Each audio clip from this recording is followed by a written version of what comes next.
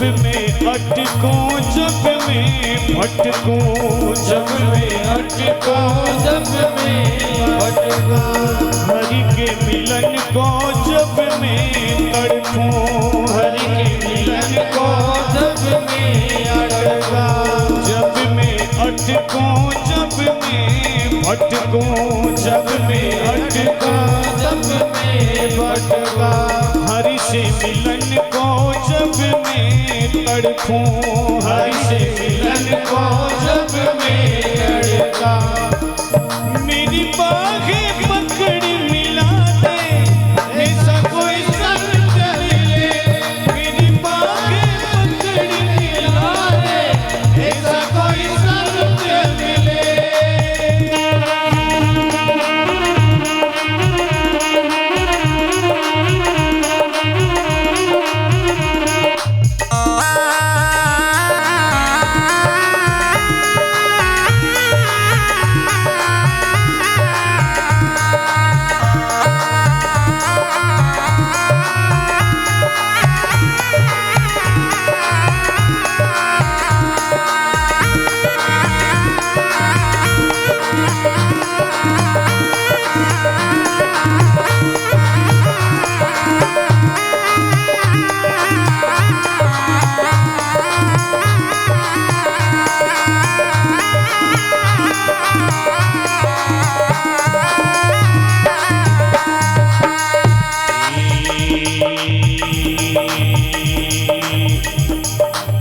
हंसा हंसा कर जाए हमारा हंसा हंस कर जाए हमारा हंसा हंस कर जाए हमारा माया जाल ना फंसे बेचारा माया जाल ना फंसे बेचारा ये हंसा हंस कर जाए हमारा ये हंसा हंस कर जाए हमारा माया जाल ना फंसे बेचारा माया जाल ना फंसे बेचारा मेरे हंस को मोती चुगा दे ऐसा कोई संत मिले मेरे हंस को मोती चुगा दे ऐसा कोई संत मिले मेरा बिछड़ा मीत मिला दे ऐसा कोई संत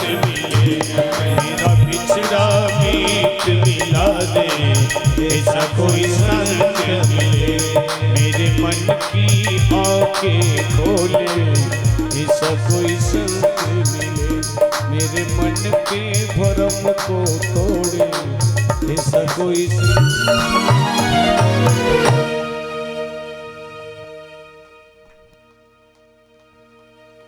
मेरा तार हरि से जोड़े ऐसा कोई संत मिले।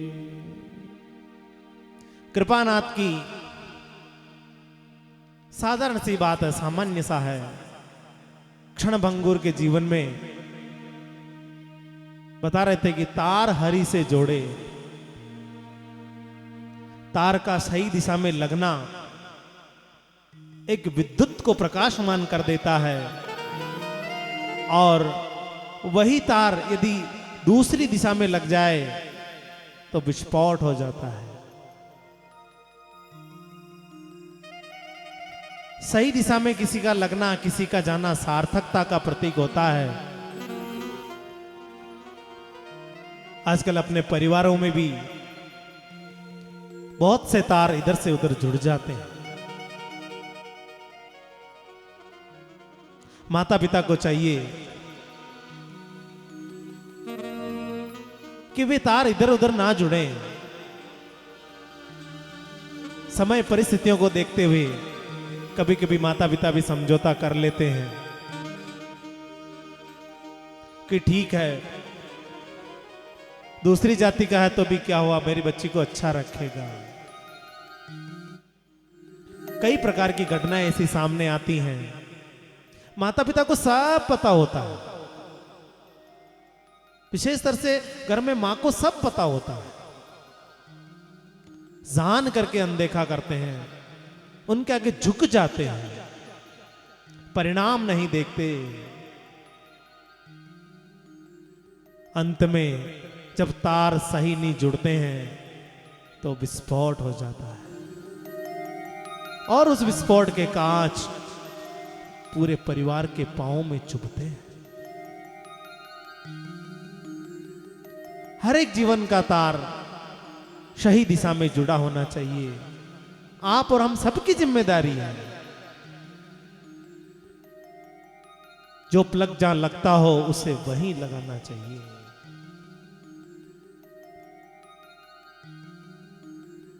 और ये संत के माध्यम, गुरु के माध्यम से ऐसा हो सकता है।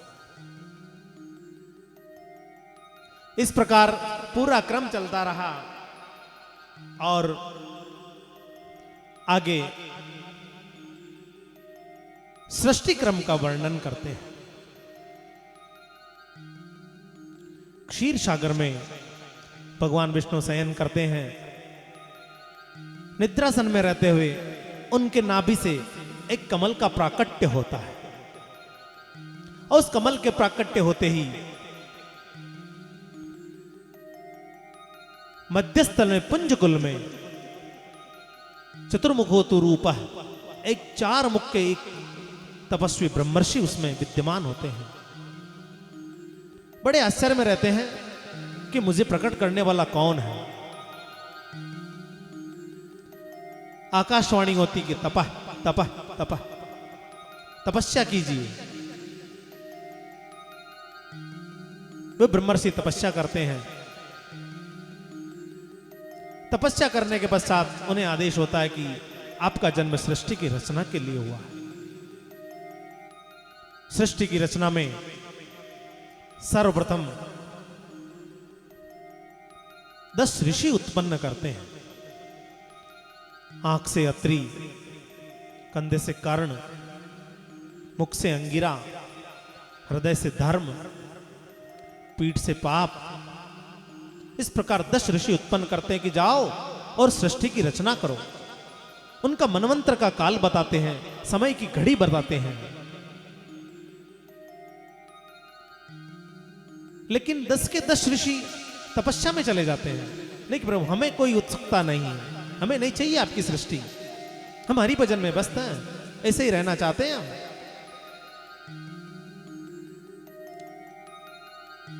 ब्रह्मा जी फिर विचार करते हैं, 4 मानस पुरोहित प्रकट करते हैं, सनक सनंदन सनत कुमार इत्यादि। उनसे कहते हैं कि आप जाओ और सृष्टि की रचना करो।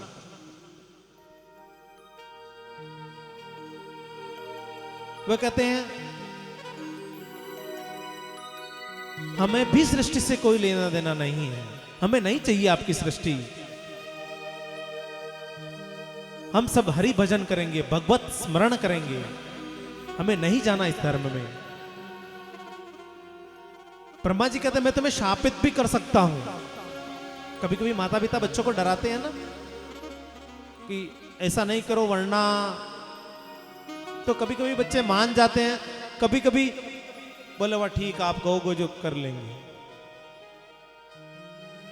तो सनत कुमार ने स्वयं आगे रख के कह दिया पिताश्री हम स्वयं श्राप ले लेते हैं कि जो उम्र हमारी है हम इसी उम्र में रहेंगे, हमारी उम्र बढ़ेगी नहीं, तरुणा युवा अवस्था आएगी नहीं, तो सृष्टि कर्म में हमें जाना ही नहीं पड़ेगा। सैक्रिफाइस कर दिया, त्याग कर दिया, नहीं चाहिए हमें उम्र, हम बालक अच्छे हैं। ब्रह्मा जी फिर चिंतित हो गए कि अब क्या किया जाए। ब्रह्मा जी की भ्रुकुटी, इस तन को भ्रुकुटी बोलते हैं।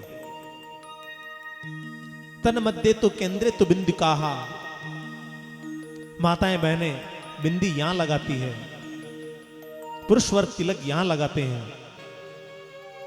पूरे ब्रह्मांड का केंद्र इसको कहा जाता है। जब भ्रुकुटी थोड़ी तनी उनकी, एक रोम निकला यहां से, रोम निकल करके सीधा जल में जा गिरा। जैसे ही रोम जल में गिरता है वह शिशु का रूप लेकर के वां वां वां का रुदन करने लगता है। और रुदन करते करते ब्रह्मा जी कहते हैं कि रुद्र रुद्र, उसका नाम रुद्र हो जाता है। और उसे ब्रह्मा जी कहते हैं कि मेरे दूसरे पुत्र नाकारा निकल गए, बात नहीं मानी, क्या तुम मेरी बात मानोगे? बोले बताइए कि तुम्हें सृष्टि की रचना करनी है। बोले हाँ पिताश्री, क्यों नहीं। ब्रह्मा जी बड़े प्रसन्न होते हैं, चलो एक तो काम का निकला। पुत्र कपूतो ना धनम संचयम, एक काम का बहुत है। उनसे कहते जाओ सृष्टि की रचना करो। रुद्र निकलते हैं, समुद्र पहाड़ पृथ्वी आकाश भूमंडल चारों ओर सृष्टि के समागम में लग जाते हैं। रुद्र स्वयं रुद्र थे, स्वयं जैसे थे वैसा उनको प्रकट करना था। जितने धरती पर विषैले जीव थे सारे प्रकट कर दिए। नभमंडल में जितने आकाश में विचरने वाले जीव थे सब प्रकट कर दिए। पृथ्वी पर थोड़े ही दिनों में त्राही मचने लगी, पृथ्वी जलने लगी कि इस प्रकार की सृष्टि से संसार चल नहीं सकता। फिर उनको आदेशित किया कि रुको, स्तः, बहुत हो गया, इससे मेरा कार्य बनने वाला नहीं है। सीधे हिमालय की अंतराओं में चले जाओ, वहीं जाकर के निवास करो। उस सृष्टि से भी ब्रह्मा जी की संतुष्टि नहीं हुई। फिर आकाशवाणी हुई कि हे ब्रह्मदेव, आप मैथुन सृष्टि की रचना कीजिए, वही संसार बढ़ा सकते हैं। फिर ब्रह्मा जी ने दाई भुजा से पुरुष और बाई भुजा से स्त्री को उत्पन्न किया, जिनका नाम मनु और शतरूपा रखा गया।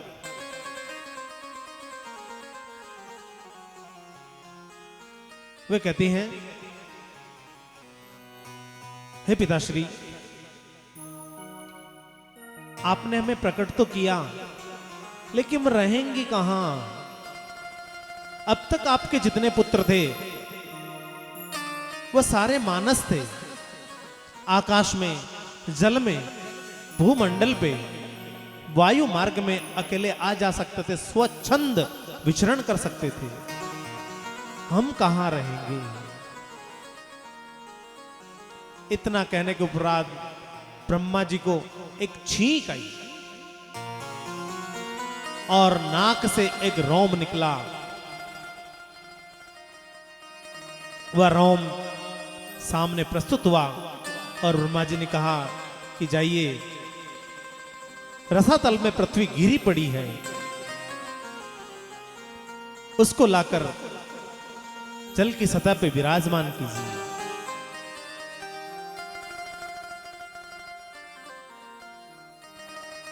शुक्र रूप धारण किए वराह भगवान जल में प्रवेश करते हैं। जल में प्रवेश करते ही जैसे ही अपने दंत पर उस पृथ्वी को उठाकर बाहर लाने का प्रयास करते हैं, वहां का राजा था हिरण्याक्ष। बड़ा बलशाली था, बड़ा वेगशाली था, बड़ा क्रोधशाली था। वो घूमता कोई मुझसे युद्ध करे, ऐसा कौन है संसार में जो मुझे आकर ललकारे? मेरी भुजाएं आतुर है, मेरी गदा रक्त की प्यासी है, मेरे खड्ग ने बहुत दिनों से रक्त नहीं पिया है। ऐसा कौन इस पृथ्वी पर जो मुझे इस जल के अंदर न मुझे ललकारे? इतने में देवर्षि नारद पास से गुजरते हैं। हिरण्याक्ष उनसे पूछता है, अरे बाबा, इसे बीणा बजाना जानते हो या और कुछ भी आता है?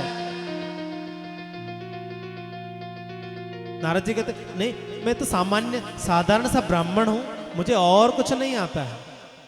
क्यों, लड़ना वड़ना नहीं सिखाया है क्या? नारद जी कहते, मैं कहां लड़ूं, मेरा क्या वजूद है लड़ने का? आप जैसे महारथी के सामने मुझे ऐसी बातें शोभा नहीं देती है।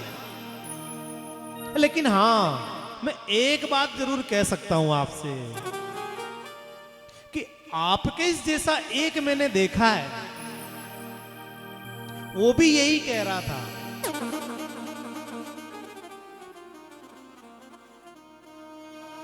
हिरण्याक्ष को और उत्तेजित होता है कि वो भी यही कह रहा था। इतना सुनते ही हिरण्याक्ष आतुर होता है, कौन ब्राह्मण देवता, जल्दी बताओ। नारद जी कहते, तनिक शांत रहिए। मैं शांत नहीं रह सकता, जो मुझे ललकारे और मैं चुप होकर बैठ जाऊं, ऐसा मैं नहीं हूं। नारद जी धीरे से कहते हैं, ठीक है ठीक है, आपके घर से ही चुराई करके ले जा रहा हो, जाओ तो रोक लो उसको। इतना सुनते ही हिरण्याक्ष अपने जल महल की ओर जाता देखते हैं, वराह भगवान दंत के ऊपर पृथ्वी को लेकर के बाहर निकल रहे हैं। इधर जल परियां उनके स्वागत में खड़ी हैं, देवता फूल बरसा रहे हैं कि आज भगवान श्री हरि ने वाराह अवतार लेकर के जल से पृथ्वी को बाहर निकाला है। हिरण्याक्ष पीछे दौड़ता है और भगवान को खूब जी भर के गालियां देता है कि रुक जा, ठहर जा दुष्ट, मैं अभी आता हूं, तनिक रुक। भगवान एक नहीं सुनते। अच्छा काम करना हो ना तो बहुत सारे विघ्न आते हैं। कोई भी श्रेष्ठ कर्म करके देख लो, बहुत सारे विघ्न आते हैं। सगे संबंधी, परिवारजन, इष्ट मित्र सभी, लेकिन जब उस काम को होना होता है ना, तो वो होके रहता है, क्योंकि आप और हमारे करने से नहीं होता है। वो परमात्मा पहले से इसको स्वीकृत कर चुके होते हैं कि ऐसा होना तय है। इसका उदाहरण आप और हम भी हैं। वराह भगवान पृथ्वी को जल से सतह पर लाकर रख देते हैं और फिर उससे युद्ध करने लगते हैं। कभी गदा से प्रहार करता है हिरण्याक्ष, तो उसकी गदा को तोड़ देते हैं। खड्ग से प्रहार करता है, खड्ग के 2 टुकड़े कर देते हैं। और कभी उठाकर उसको जल में फेंकते हैं, दुष्ट वापिस आ जाता है।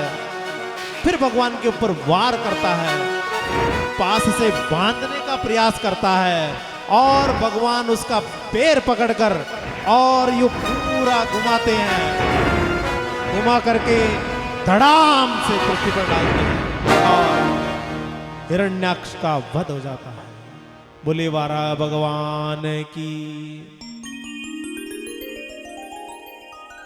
हिरण्याक्ष का वध होता है।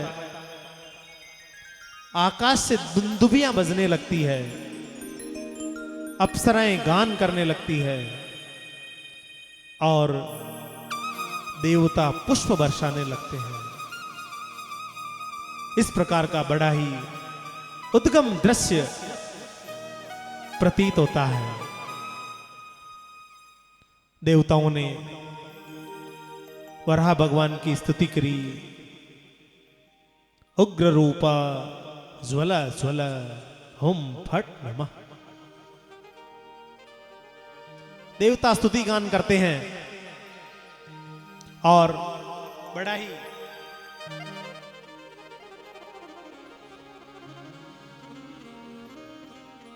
हिरण्याक्ष ये कौन थे?